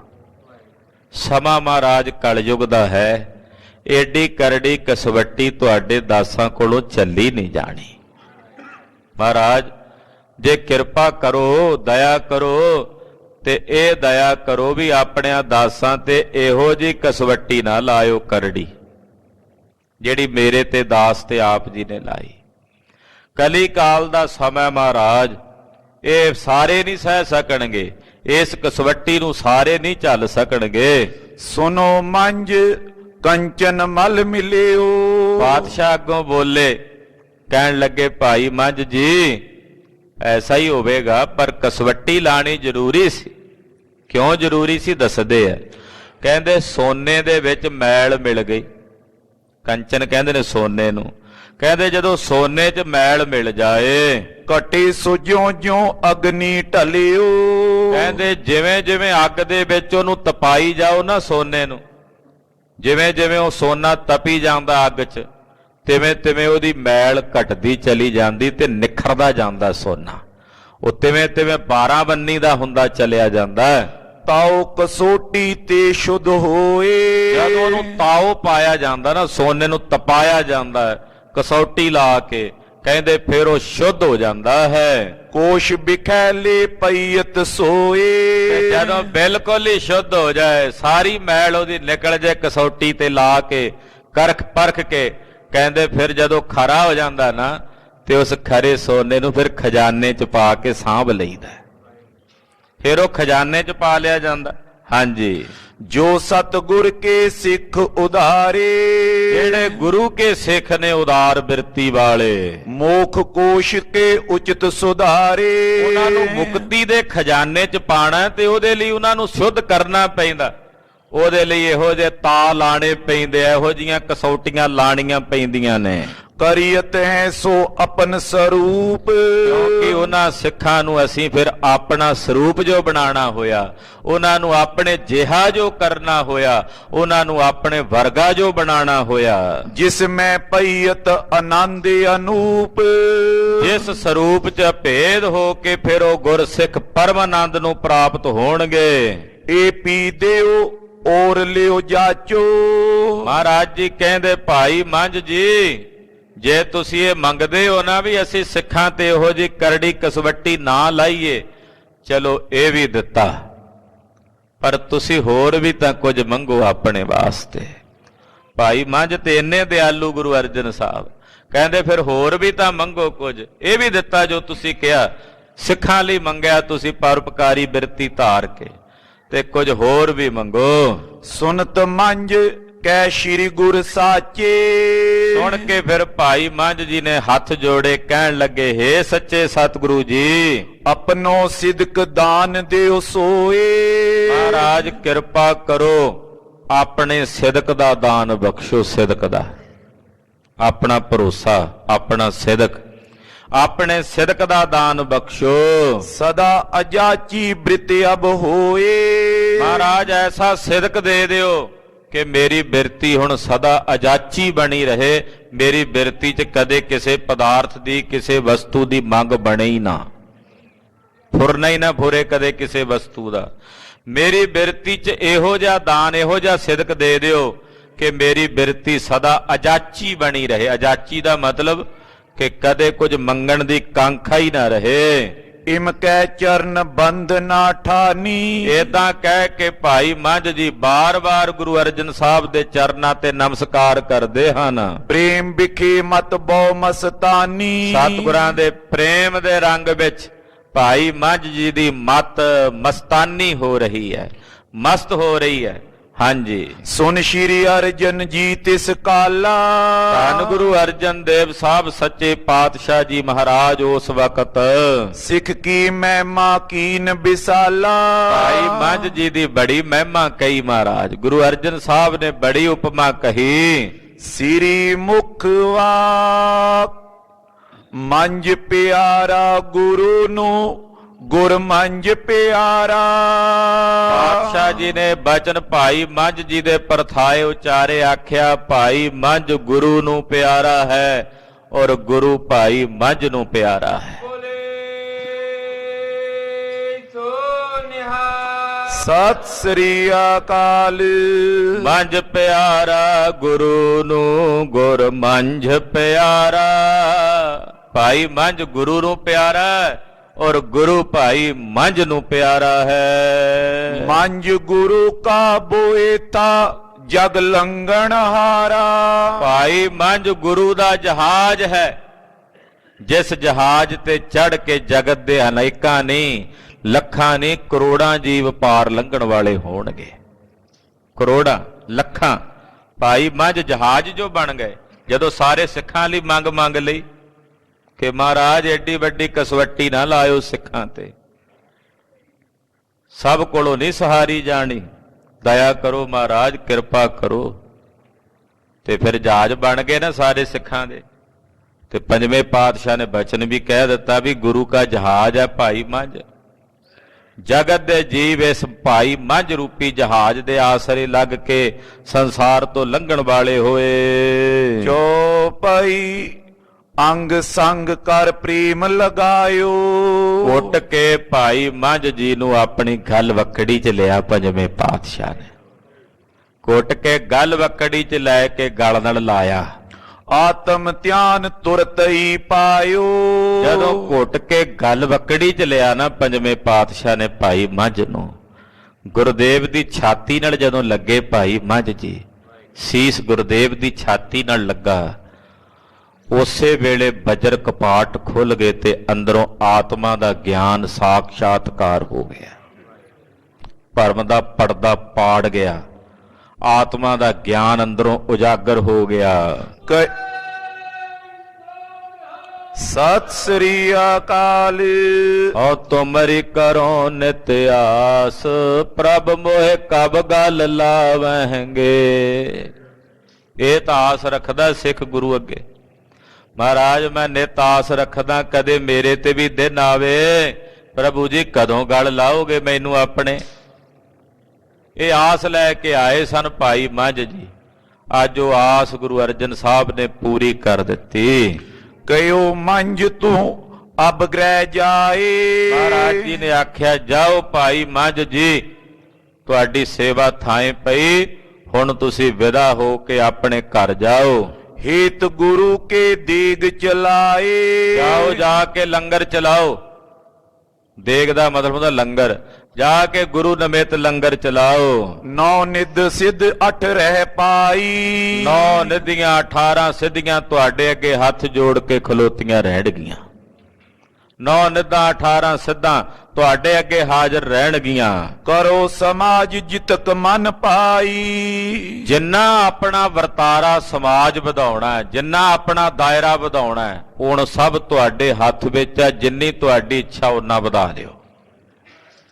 ਜਿੰਨੇ ਘੋੜੇ, ਜਿੰਨੇ ਹਾਥੀ, ਜਿੰਨਾ ਮਾਲ ਧਨ ਵਸਤੂਆਂ ਸੰਪਦਾ, ਜਿੰਨੀ ਵਧਾਉਣਾ ਚਾਹੋ ਤੁਹਾਡੇ ਹੱਥ ਹੈ, ਤੁਹਾਡੇ ਵੱਸ ਹੈ। ਹਾਂਜੀ, ਇਮ ਕਹਿ ਚੜ ਡੇਰਨ ਕੋ ਆਏ। ਏਦਾਂ ਕਹਿ ਕੇ ਗੁਰਦੇਵ ਜੀ ਆਪਣੇ ਸਵਾਰੀ ਤੇ ਸਵਾਰ ਹੋਏ ਤੇ ਵਾਪਸ ਆਪਣੇ ਮਹਿਲਾਂ ਚ ਆਏ। ਸਭ ਮੈਂ ਸੁਜਸ ਭਇਓ ਬਿਦਤਾਏ। ਭਾਈ ਮੱਝ ਜੀ ਦੀ ਮਹਿਮਾ, ਭਾਈ ਮੱਝ ਜੀ ਦਾ ਸੁਜਸ ਸਾਰਿਆਂ ਵਿੱਚ ਵਿਦਤ ਹੋਇਆ, ਪ੍ਰਗਟ ਹੋਇਆ। ਮੰਝ ਗਿਓ ਗ੍ਰਹਿ ਸਭ ਕਛ ਪਾਇਓ। ਭਾਈ ਮੱਝ ਜੀ ਗੁਰੂ ਕੀਆਂ ਸਾਰੀਆਂ ਬਖਸ਼ਿਸ਼ਾਂ ਲੈ ਕੇ ਆਪਣੇ ਘਰ ਨੂੰ ਵਾਪਸ ਵਿਦਾ ਹੋਏ ਦੁਆਬੇ ਦੇ ਇਲਾਕੇ 'ਚ। ਇਸਤਰੀ ਪੁੱਤਰ ਸੁਤਾ ਗੁਣ ਗਾਇਓ। ਔਰ ਘਰ ਜਾ ਕੇ ਪਰਿਵਾਰ ਨੂੰ ਮਿਲੇ, ਇਸਤਰੀ ਨੂੰ, ਧੀ ਨੂੰ, ਪੁੱਤਰ ਨੂੰ, ਸਭ ਮਿਲ ਕੇ ਸਤਿਗੁਰਾਂ ਦੇ ਗੁਣਾਂ ਨੂੰ ਗਾਇਨ ਕਰਦੇ। ਮਨ ਅਨੇਕਈ ਅੰਨ ਪਕਾਵੇ। ਵੇਖਦਿਆਂ ਵਾਰੇ ਨਿਆਰੇ ਹੋਣ ਲੱਗ ਪਏ। ਖਬਰੇ ਕਿੱਥੋਂ ਸਭ ਕੁਝ ਹਾਜ਼ਰ ਹੋਣ ਲੱਗ ਪਿਆ। ਫਿਰ ਉਸੇ ਤਰ੍ਹਾਂ ਦੀ ਬਾਦਸ਼ਾਹੀ, ਉਸੇ ਤਰ੍ਹਾਂ ਦੀ ਬੜੇ। ਹੁਣ ਕਾਂਖਾ ਨਹੀਂ ਕੋਈ ਭਾਈ ਮੱਝ ਨੂੰ, ਸੁਤੇ ਸਿੱਧੀ ਸਾਰਾ ਕੁਝ ਵਰਤਣ ਲੱਗ ਪਿਆ। ਲੰਗਰ ਲਾ ਦਿੱਤਾ। ਜਦੋਂ ਲੰਗਰ ਲਾਇਆ ਤੇ ਕਈ ਮਣ ਆਟਾ ਪੱਕ ਕੇ ਭਾਈ ਮੱਝ ਦੇ ਲੰਗਰਾਂ 'ਚ ਵਰਤਣ ਲੱਗਾ। ਰੋਜ਼ ਕਦੇ ਵੀ ਸਮਾਂ ਆ ਗਿਆ ਵੀ ਆਪਣਾ ਵੀ ਪ੍ਰਸ਼ਾਦਾ ਨਹੀਂ ਸੀ ਪੱਕਦਾ। ਗੁਰੂ ਸਾਹਿਬ ਦੀ ਦਇਆ ਮਿਆ ਕਈ ਮਣ ਕਹਿੰਦੇ ਅੰਨ ਪੱਕਦਾ ਰੋਜ਼। ਤੇ ਸਾਰਾ ਦਿਨ ਗੁਰੂ ਸਾਹਿਬ ਜੀ ਦੇ ਨਿਮਿਤ ਭਾਈ ਮੱਝ ਜੀ ਲੰਗਰ ਚਲਾਉਂਦੇ ਹਨ। ਗੁਰੂ ਅਰਥ ਥੀਨ ਪਚਾਵੇ। ਗੁਰੂ ਸਾਹਿਬ ਜੀ ਦੇ ਅਰਥੀਨ ਕਹੀਏ ਜਿਹੜੇ ਲੋੜਵੰਦ ਨੇ, ਉਹਨਾਂ ਨੂੰ ਭੋਜਨ ਛਕਾਇਆ ਜਾਂਦਾ। ਸਰਬ ਪਰਿਵਾਰ ਸੰਗ ਸੁਖ ਪਾਏ। ਆਪਣੇ ਸਾਰੇ ਪਰਿਵਾਰ ਸਮੇਤ ਸਰਬ ਸੁਖ ਪ੍ਰਾਪਤ ਕਰਕੇ ਭਇਓ ਮੁਕਤ ਗੁਰ ਕੇ ਗੁਣ ਗਾਏ। ਗੁਰੂ ਪਾਤਸ਼ਾਹ ਦੇ ਗੁਣ ਗਾ ਕੇ ਭਾਈ ਮੱਝ ਜੀ ਮੁਕਤ ਹੋ ਗਏ। ਸਯੋ ਕਸੋਟੀ ਉਤਰਿਓ ਪੂਰਾ। ਸਤਿਗੁਰਾਂ ਦੀ ਕਸੌਟੀ ਦੇ ਉੱਤੇ ਭਾਈ ਮੰਝ ਜੀ ਖਰੇ ਉਤਰੇ। ਸਾਰੀ ਕਸੌਟੀ ਮਹਾਰਾਜ ਜੀ ਦੀ ਝੱਲ ਲਈ ਤੇ ਪੂਰੇ ਖਰੇ ਉਤਰੇ। ਅੰਤ ਪਾਏ ਉੱਤਮ ਪਦ ਰੂਰਾ। ਔਰ ਅੰਤ ਨੂੰ ਉੱਤਮ ਪਦਵੀ, ਜਿਹੜੀ ਸਭ ਤੋਂ ਸ੍ਰੇਸ਼ਟ ਪਦਵੀ ਹੈ, ਉਹ ਪਦਵੀ ਭਾਈ ਮੰਝ ਜੀ ਨੇ ਪ੍ਰਾਪਤ ਕਰ ਲਈ। ਦੋਹਰਾ ਸ਼੍ਰੀ ਅੰਮ੍ਰਿਤਸਰ ਕੋ ਰਚਿਤ ਗਮਨੇ ਗੋਇੰਦਵਾਲ। ਖਾਲਸਾ ਜੀ, ਅੰਮ੍ਰਿਤਸਰ ਸਰੋਵਰ ਦੀ ਸੇਵਾ ਚੱਲ ਰਹੀ ਸੀ ਤੇ ਸ੍ਰੀ ਅੰਮ੍ਰਿਤਸਰ ਸਰੋਵਰ ਦੀ ਸੇਵਾ ਦੇ ਦੌਰਾਨ ਹੀ ਮਹਾਰਾਜ ਜੀ ਨੂੰ ਫੁਰਨਾ ਹੋਇਆ ਕਿ ਸ੍ਰੀ ਗੋਇੰਦਵਾਲ ਸਾਹਿਬ ਜਾ ਕੇ ਆਈਏ, ਗੁਰੂ ਅਮਰਦਾਸ ਸਾਹਿਬ ਦੀ ਨਗਰੀ। ਤੋ ਮਹਾਰਾਜ ਸੱਚੇ ਪਾਤਸ਼ਾਹ ਜੀ ਸੇਵਾ ਦੇ ਦੌਰਾਨ ਹੀ ਵਿੱਚੋਂ ਕੁਝ ਸਮਾਂ ਕੱਢ ਕੇ ਸ੍ਰੀ ਅੰਮ੍ਰਿਤਸਰ ਸਾਹਿਬ ਤੋਂ ਗੋਇੰਦਵਾਲ ਸਾਹਿਬ ਨੂੰ ਚੱਲੇ ਹਨ। ਖਾਸੀ ਪਰ ਸ਼੍ਰੀ ਪ੍ਰਭ ਚੜੇ ਸੰਗਤ ਸੰਗ ਵਿਸਾਲ। ਖਾਸਾ ਕਹਿੰਦੇ ਨੇ ਪਾਲਕੀ ਨੂੰ। ਪਾਲਕੀ ਵਿੱਚ ਮਹਾਰਾਜ ਜੀ ਸਵਾਰ ਹੋਏ ਤੇ ਬਹੁਤ ਸਾਰੀ ਸੰਗਤ, ਸੇਵਾਦਾਰ, ਸਿੱਖ ਉਹ ਸਤਿਗੁਰੂ ਜੀ ਦੇ ਨਾਲ ਨਾਲ ਚੱਲ ਪਏ। ਚੌਪਈ ਦੇਸ਼ ਵਿਦੇਸ਼ਨ ਸੰਗਤ ਆਵੇ। ਦੇਸ਼ਾਂ ਵਿਦੇਸ਼ਾਂ ਤੋਂ ਸੰਗਤ ਚੱਲ ਕੇ ਆਉਂਦੀ ਹੈ। ਦਰਸ਼ਨ ਕਰ ਮਨ ਬਾਂਛਿਤ ਪਾਵੇ। ਸਤਿਗੁਰੂ ਜੀ ਦੇ ਦਰਸ਼ਨ ਕਰਕੇ ਜੋ ਮਨ 'ਚ ਇੱਛਾ ਹੁੰਦੀ, ਉਹੀ ਇੱਛਾ ਮਹਾਰਾਜ ਜੀ ਦੇ ਦਰਸ਼ਨ ਕਰਕੇ ਪੂਰਨ ਹੁੰਦੀ ਹੈ। ਆਨੇ ਅਨੇਕ ਪ੍ਰਕਾਰ ਅਕੂਰ। ਗੁਰੂ ਕੇ ਸਿੱਖ ਜਿਹੜੇ ਦੇਸ਼ਾਂ ਵਿਦੇਸ਼ਾਂ 'ਚੋਂ ਆਉਂਦੇ ਐ, ਉਹ ਅਨੇਕ ਪ੍ਰਕਾਰ ਦੀਆਂ ਭਟਾਵਾਂ ਮਹਾਰਾਜ ਜੀ ਦੇ ਵਾਸਤੇ ਲੈ ਕੇ ਆਉਂਦੇ। ਕਈ ਤਰ੍ਹਾਂ ਦੀਆਂ ਕੋਰਾਂ, ਕਈ ਤਰ੍ਹਾਂ ਦੀਆਂ ਭਟਾਵਾਂ ਗੁਰੂ ਪਾਤਸ਼ਾਹ ਦੇ ਚਰਨਾਂ 'ਚ ਲਿਆ ਕੇ ਭੇਟਾ ਕਰਦੇ ਹਨ। ਧਰ ਕਰ ਬੰਦਤ ਹੈ ਕਰ ਜੋਰ। ਔਰ ਭੇਟਾਵਾਂ ਭੇਟ ਕਰਕੇ ਬੜੇ ਅਦਬ ਨਾਲ ਗੁਰੂ ਪਾਤਸ਼ਾਹ ਦੇ ਚਰਨਾਂ ਤੇ ਬੰਦਨਾ ਕਰਦੇ ਨੇ, ਨਮਸਕਾਰ ਕਰਦੇ ਹਨ। ਜਾਮ ਜਾਮਨੀ ਤੇ ਗੁਰ ਜਾਗੇ। ਪੈਰ ਰਾਤ ਰਹਿੰਦਿਆਂ ਅੰਮ੍ਰਿਤ ਵੇਲੇ ਗਰੀਬ ਨਵਾਜ ਸਤਿਗੁਰੂ ਸੱਚੇ ਪਾਤਸ਼ਾਹ ਜੀ ਜਾਗਦੇ ਹਨ। ਸੋਚਾਚਾਰ ਕਰਨ ਅਨੁਰਾਗੇ। ਔਰ ਅੰਮ੍ਰਿਤ ਵੇਲੇ ਉੱਠ ਕੇ ਸਰੀਰ ਦੀ ਪਹਿਲੋਂ ਕਿਰਿਆ ਸੋਧਦੇ ਹਨ, ਸੋਚਾਚਾਰ ਕਰਕੇ। ਸੀਤਲ ਜਲ ਤੇ ਕਰੇ ਇਸ਼ਨਾਨ। ਸੋਚਾਚਾਰ ਦਾ ਮਤਲਬ ਹੀ ਦਾਤਨ ਕੁਰਲਾ ਕਰਕੇ ਕਿਰਿਆ ਸੋਧ ਕੇ ਸਰੀਰ ਦੀ ਫਿਰ ਮਹਾਰਾਜ ਜੀ ਨਿਰਮਲ ਸਵੱਛ ਜਲ ਨਾਲ ਇਸ਼ਨਾਨ ਕਰਦੇ ਹਨ। ਲਾਏ ਸਮਾਧ ਤਰੇ ਉਰ ਧਿਆਨ। ਇਸ਼ਨਾਨ ਕਰਕੇ ਗੁਰਦੇਵ ਆਪਣੇ ਆਸਣ ਤੇ ਬੈਠਦੇ ਹਨ ਔਰ ਆਸਣ ਤੇ ਬੈਠ ਕੇ ਆਪਣੇ ਧਿਆਨ ਵਿੱਚ ਅਧੀਨ ਹੁੰਦੇ, ਧਿਆਨ ਪਰਾਇਣ ਹੁੰਦੇ। ਧਿਆਨ ਪਰਾਇਣ ਦਾ ਮਤਲਬ ਆਪਣੇ ਨਿਜ ਸਰੂਪ ਵਿੱਚ ਸਤਿਗੁਰੂ ਜੀ ਆਪਣਾ ਧਿਆਨ ਜੋੜਦੇ ਹਨ। ਨਿਜ ਸਰੂਪ ਮੈਂ ਥਿਰਤਾ ਗਹੀ। ਆਪਣੇ ਨਿਜ ਸਰੂਪ ਵਿੱਚ ਪਾਤਸ਼ਾਹ ਥਿਰ ਹੋ ਕੇ ਬੈਠਦੇ। ਖਾਲਸਾ ਜੀ, ਇਹ ਸਾਧਨਾ ਇਹਨੂੰ ਕਹਿੰਦੇ ਧਿਆਨ ਸਾਧਨਾ। ਧਿਆਨ ਸਾਧਨਾ ਵੀ ਗੁਰਸਿੱਖ ਨੂੰ ਕਰਨੀ ਚਾਹੀਏ। ਅੰਮ੍ਰਿਤ ਵੇਲੇ ਗੁਰੂ ਸਾਹਿਬ ਜੀ ਤਾਂ ਹੀ ਕਰਦੇ ਆ, ਸਾਡੇ ਲਈ ਪੂਰਨੇ ਪਾਉਂਦੇ ਆ ਕਿ ਨਿਤਨੇਮ ਕਰੇ। ਨਿਤਨੇਮ ਤੋਂ ਪਹਿਲਾਂ ਹੋ ਸਕੇ ਕੁਝ ਸਮਾਂ ਸਾਧਨਾ ਵਿੱਚ ਨੇਤਰ ਮੁੰਦ ਕੇ ਸਿਮਰਨ ਵਿੱਚ ਬੈਠੇ, ਨਹੀਂ ਤਾਂ ਨਿਤਨੇਮ ਕਰਨ ਤੋਂ ਬਾਅਦ ਬੈਠ ਜਾਏ। ਜਿਵੇਂ ਕਿਸੇ ਨੂੰ ਸਹੀ ਲੱਗੇ, ਸਰੀਰ ਦੇ ਮੁਤਾਬਕ ਸਭ ਨੂੰ ਆਪੋ ਆਪਣਾ ਤਰੀਕਾ ਹੈ। ਪਹਿਲਾਂ ਬੈਠ ਸਕੋ ਇਸ਼ਨਾਨ ਕਰਕੇ, ਕੁਝ ਸਮਾਂ ਪਹਿਲਾਂ ਬੈਠ ਜਾਓ। ਨਹੀਂ ਪਹਿਲਾਂ ਬੈਠ ਹੁੰਦਾ, ਪਹਿਲਾਂ ਨਿਤਨੇਮ ਕਰ ਲਓ, ਬਾਅਦ ਵਿੱਚ ਕੁਝ ਸਮਾਂ ਬੈਠ ਜਾਓ। ਸਿਮਰਨ ਸਾਧਨਾ ਵਿੱਚ ਕੁਝ ਸਮਾਂ ਜ਼ਰੂਰ ਬੈਠਣਾ ਚਾਹੀਏ। ਇਹਦੇ ਨਾਲ ਹਿਰਦੇ ਦੀ ਇਕਾਗਰਤਾ ਬਣਦੀ ਹੈ। ਸੁਰਤ ਵਿੱਚ ਖਿੰਡਾਵ ਜਿਹੜਾ ਹੁੰਦਾ ਹੈ, ਉਹ ਖਿੰਡਾਵ ਘਟਦਾ ਹੈ ਤੇ ਸੁਰਤੀ ਦਾ ਖਿੰਡਾਵ ਜਿੰਨਾ ਘਟੇਗਾ ਉਤਨਾ ਹੀ ਅਧਿਆਤਮਕਤਾ ਦੇ ਨੇੜੇ ਜਾ ਕੇ ਵਰਤਾਂਗੇ। ਤੋ ਮਹਾਰਾਜ ਪੰਜਵੇਂ ਪਾਤਸ਼ਾਹ ਜੀ ਅੰਮ੍ਰਿਤ ਵੇਲੇ ਆਪਣੇ ਨਿਜ ਸਰੂਪ ਵਿੱਚ ਆਪਣੇ ਨਿਜ ਧਿਆਨ ਪਰਾਇਣ ਹੁੰਦੇ ਹਨ। ਪੁੰਨ ਪਾਪ ਜੈ ਲਿਪਤ ਨ ਅਹੇ। ਐਸੀ ਅਵਸਥਾ 'ਚ ਸਤਿਗੁਰੂ ਜੀ ਅਭੇਦ ਹੁੰਦੇ ਨੇ ਜਿਸ ਅਵਸਥਾ ਵਿੱਚ ਜਾ ਕੇ ਨਾ ਕੋਈ ਪਾਪ ਦਾ ਭਾਵ ਹੈ, ਨਾ ਪੁੰਨ ਦਾ। ਪਾਪ ਪੁੰਨ ਇਹ ਸਾਰੀਆਂ ਅਵਸਥਾਵਾਂ ਉੱਥੇ ਨਹੀਂ ਪਹੁੰਚਦੀਆਂ, ਦਵੰਦ ਉੱਥੇ ਨਹੀਂ ਵਿਆਪਦਾ। ਚੇਤਨ ਸੁਧ ਅਖੰਡ ਆਨੰਦ। ਜਿੱਥੇ ਕੇਵਲ ਇੱਕ ਸ਼ੁੱਧ ਚੇਤਨ ਸਰੂਪ ਹੈ ਜੋ ਅਖੰਡ ਹੈ, ਜਿਹਦੇ 'ਚ ਕਦੇ ਟੁਕੜਾ ਟੁਕੜਾ ਨਹੀਂ ਹੁੰਦਾ, ਜੋ ਅਖੰਡ ਹੈ ਸਦਾ ਚੇਤਨ, ਉਹਦੇ ਵਿੱਚ ਇਕ ਰਸ ਆਤਮ ਸਦਾ ਮੁਕੰਦ। ਉਹਦੇ ਵਿੱਚ ਇੱਕ ਰਸ ਜਿਹਦੇ ਵਿੱਚ ਸਦਾ ਹੀ ਆਤਮ ਰਸ ਦੀ ਮੁਕਤੀ ਦਾ ਆਨੰਦ ਹੈ। ਉਹਦੇ ਚ ਮਹਾਰਾਜ ਪੰਜਵੇਂ ਪਾਤਸ਼ਾਹ ਜੀ ਭੇਦ ਹੁੰਦੇ ਹਨ। ਆਸਾਵਾਰ ਰਬਾਬੀ ਗਾਵੇ। ਮਹਾਰਾਜ ਜੀ ਦਾ ਦਰਬਾਰ ਸੱਜ ਜਾਂਦਾ ਅੰਮ੍ਰਿਤ ਵੇਲੇ। ਰਬਾਬੀ ਸਿੱਖ ਆਉਂਦੇ ਰਬਾਬਾਂ ਦੀਆਂ ਤਾਰਾਂ ਸੁਰ ਕਰਕੇ ਬੜੇ ਸੋਹਣੇ ਢੰਗ ਨਾਲ ਸਤਿਗੁਰਾਂ ਜੀ ਦੀ ਪਾਵਨ ਪਵਿੱਤਰ ਅੰਮ੍ਰਿਤਮਈ ਗੁਰਬਾਣੀ ਸ੍ਰੀ ਆਸਾ ਜੀ ਦੀ ਵਾਰ ਦਾ ਕੀਰਤਨ ਗਾਇਨ ਕਰਦੇ ਹਨ। ਸੰਗਤ ਸੁਨੇ ਕਲੂਕ ਨਸਾਵੇ। ਸੰਗਤ ਬੈਠ ਕੇ ਕੀਰਤਨ ਸੁਣਦੀ ਹੈ ਔਰ ਕੀਰਤਨ ਸੁਣਨ ਵਾਲੇ ਗੁਰਸਿੱਖ ਜਿਵੇਂ ਜਿਵੇਂ ਕੀਰਤਨ ਸੁਣਦੇ ਹਨ ਤਿਵੇਂ ਤਿਵੇਂ ਤਿਨਾਂ ਦੇ ਅੰਤਸ਼ਕਰਨ ਦੇ ਪਾਪ ਕਰਮਾਂ ਦੀ ਮੈਲ ਉਹ ਧੁੱਪਦੀ ਹੈ, ਧੋਈ ਜਾਂਦੀ ਹੈ। ਅਨੇਕ ਪਾਂਤ ਕੇ ਸੁੰਦਰ ਰਾਗ। ਔਰ ਜਿਹੜੇ ਰਾਗੀ ਸਿੰਘ ਨੇ ਮਹਾਰਾਜ ਜੀ ਦੇ ਦਰਬਾਰ ਦੇ ਕੀਰਤਨੀਏ ਰਬਾਬੀ ਉਹ ਅਨੇਕ ਪ੍ਰਕਾਰ ਦੇ ਸੋਹਣੇ ਰਾਗ ਉਹ ਗਾਇਨ ਕਰਦੇ। ਬੜੇ ਬੜੇ ਸੁੰਦਰ ਰਾਗਾਂ ਦੇ ਵਿੱਚ ਸਤਿਗੁਰਾਂ ਦੀ ਪਾਵਨ ਅੰਮ੍ਰਿਤਮਈ ਗੁਰਬਾਣੀ ਦਾ ਕੀਰਤਨ ਕਰਦੇ ਹਨ। ਮਿਲ ਬੈਠਤ ਸਿੱਖ ਜਿਨ ਵੱਡ ਭਾਗ। ਜਿਨ੍ਹਾਂ ਸਿੱਖਾਂ ਦੇ ਵੱਡੇ ਭਾਗ ਨੇ ਉਹ ਕੀਰਤਨ ਵਿੱਚ ਮਿਲ ਕੇ ਬਹਿੰਦੇ, ਯਾਨੀ ਕਿ ਕੀਰਤਨ ਸੁਣਨ ਵਾਸਤੇ ਸੰਗਤ 'ਚ ਬੈਠਦੇ ਨੇ ਜਿਨ੍ਹਾਂ ਦੇ ਭਾਗ ਵੱਡੇ ਹਨ। ਪ੍ਰਭ ਸੋ ਰਾਗ ਵਿਸ਼ੇ ਵੈਰਾਗ। ਜਦੋਂ ਕੀਰਤਨ ਸੁਣਦੇ ਨੇ ਗੁਰੂ ਸਾਹਿਬ ਨਾਲ ਰਾਗ ਪੈਦਾ ਹੁੰਦਾ। ਰਾਗ ਨਾਮ ਹੈ ਪ੍ਰੇਮ ਦਾ। ਗੁਰੂ ਸਾਹਿਬ ਨਾਲ ਪ੍ਰੇਮ ਪੈਦਾ ਹੁੰਦਾ ਤੇ ਵਿਸ਼ਿਆਂ ਵੱਲੋਂ ਵਿਰਾਗ ਪੈਦਾ ਹੁੰਦਾ। ਗੁਰੂ ਨਾਲ ਰਾਗ, ਵਿਸ਼ਿਆਂ ਵੱਲੋਂ ਵਿਰਾਗ। ਕੀਰਤਨ ਸੁਣਦਿਆਂ ਸੁਣਦਿਆਂ ਜੀ ਉਪਜੇ ਚਿਤ ਮੈਂ ਭਗਤੀ ਲਾਗ। ਹਿਰਦੇ ਵਿੱਚ ਵਿਰਾਗ ਉਪਜਦਾ ਹੈ ਵਿਸ਼ਿਆਂ ਵਿਕਾਰਾਂ ਤੋਂ। ਜਦੋਂ ਵਿਸ਼ਿਆਂ ਤੋਂ ਵਿਕਾਰਾਂ ਤੋਂ ਵਿਰਾਗ ਉਪਜੇ ਫਿਰ ਇਹ ਹਿਰਦਾ ਭਗਤੀ 'ਚ ਲੱਗਦਾ ਹੈ। ਬਿਨਾਂ ਵਿਰਾਗ ਤੋਂ ਇਹ ਮਨ ਭਗਤੀ 'ਚ ਨਹੀਂ ਲੱਗਦਾ। ਤੋ ਵਿਸ਼ਿਆਂ ਤੋਂ ਵਿਰਾਗ ਕਰਕੇ ਮਨ ਫਿਰ ਭਗਤੀ 'ਚ ਜੁੜਦਾ ਹੈ। ਅੰਮ੍ਰਿਤ ਕੇ ਸਮ ਅੰਮ੍ਰਿਤ ਕਾਲ। ਅੰਮ੍ਰਿਤ ਵੇਲਾ ਤੇ ਅੰਮ੍ਰਿਤ ਵੇਲੇ ਅੰਮ੍ਰਿਤ ਹੀ ਵਰਸਦਾ ਗੁਰਬਾਣੀ ਦੇ ਕੀਰਤਨ ਦੇ ਰੂਪ ਵਿੱਚ। ਸੁਨ ਸੁਨ ਗੁਰ ਕੇ ਸ਼ਬਦ ਨਿਹਾਲ। ਸਤਿਗੁਰੂ ਜੀ ਦੀ ਬਾਣੀ ਦੇ ਸ਼ਬਦ ਸੁਣ ਸੁਣ ਕੇ ਗੁਰੂ ਕੇ ਸਿੱਖ ਨਿਹਾਲ ਨਿਹਾਲ ਨਿਹਾਲ ਹੁੰਦੇ ਹਨ।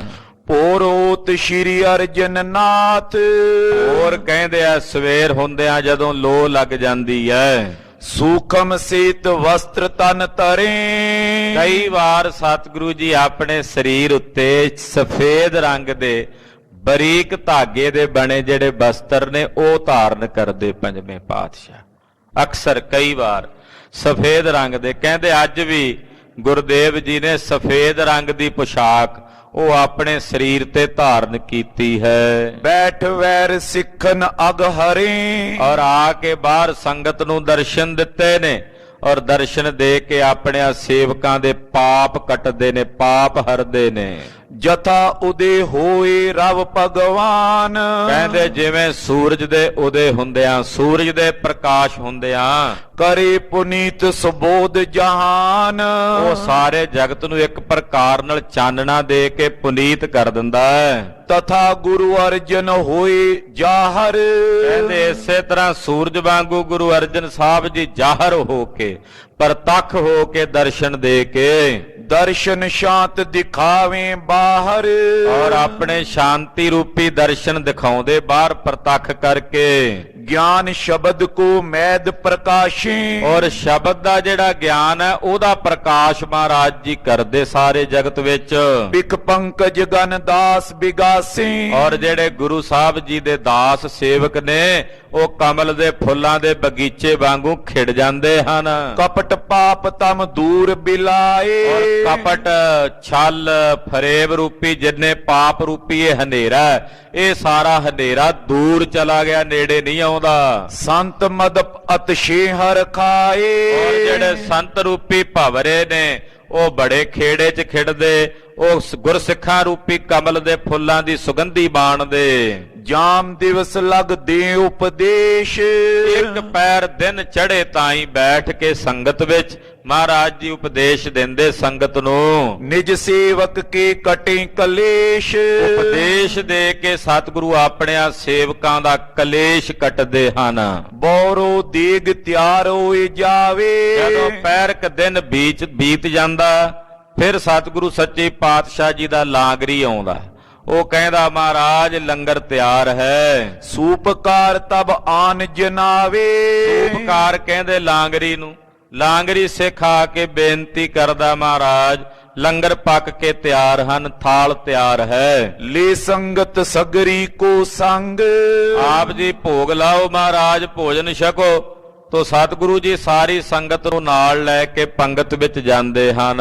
ਬੈਠੇ ਪੰਗਤ ਲਾਏ ਅਪੰਗ, ਔਰ ਪਾਤਸ਼ਾਹ ਜੀ ਪੰਗਤ ਲਾ ਕੇ ਬੈਠਦੇ। ਐਸੀ ਪੰਗਤ ਜੋ ਸਦਾ ਭੰਗ ਹੈ। ਅੰਮ੍ਰਿਤ ਭੋਜਨ ਸਬਨ ਪੁਗਾਵੇ, ਕਹਿੰਦੇ ਅੰਮ੍ਰਿਤ ਰੂਪੀ ਭੋਜਨ ਹੈ ਜਿਹੜਾ ਗੁਰੂ ਕੇ ਲੰਗਰਾਂ ਵਿੱਚ ਵਰਤਦਾ, ਉਹ ਵੀ ਅੰਮ੍ਰਿਤ ਹੈ। ਉਠੇ ਪ੍ਰਭੂ ਜਬ ਸਭ ਤ੍ਰਿਪਤਾਵੇ, ਜਦੋਂ ਸਾਰੀ ਸੰਗਤ ਛਕ ਲੈਂਦੀ ਪਾਤਸ਼ਾਹ ਵੀ ਤ੍ਰਿਪਤ ਹੋ ਜਾਂਦੇ ਫਿਰ ਉੱਠਦੇ। ਲੇਟੇ ਪੁਨ ਪ੍ਰਿਅੰਕ ਪਰ ਜਾਏ, ਦਿਨ ਦਾ ਜਿਹੜਾ ਦੂਸਰਾ ਪਹਿਰ ਹੈ ਫਿਰ ਭੋਜਨ ਛਕ ਕੇ ਸਤਿਗੁਰੂ ਜੀ ਆਪਣੇ ਆਸਣ ਤੇ ਆਉਂਦੇ ਔਰ ਆਪਣੇ ਪਲੰਗੇ ਤੇ ਕੁਝ ਸਮੇਂ ਲਈ ਬਿਰਾਜਦੇ ਹਨ। ਕਿਤਕ ਸਮੇਂ ਸੁਪਤੇ ਸੁਖ ਪਾਏ, ਕੁਝ ਸਮਾਂ ਦੁਪਹਿਰ ਦੇ ਸਮੇਂ ਭੋਜਨ ਛਕ ਕੇ ਆਰਾਮ ਕਰਨ ਦੇ ਵਾਸਤੇ ਆਯੁਰਵੇਦ ਵੀ ਕਹਿੰਦਾ ਹੈ।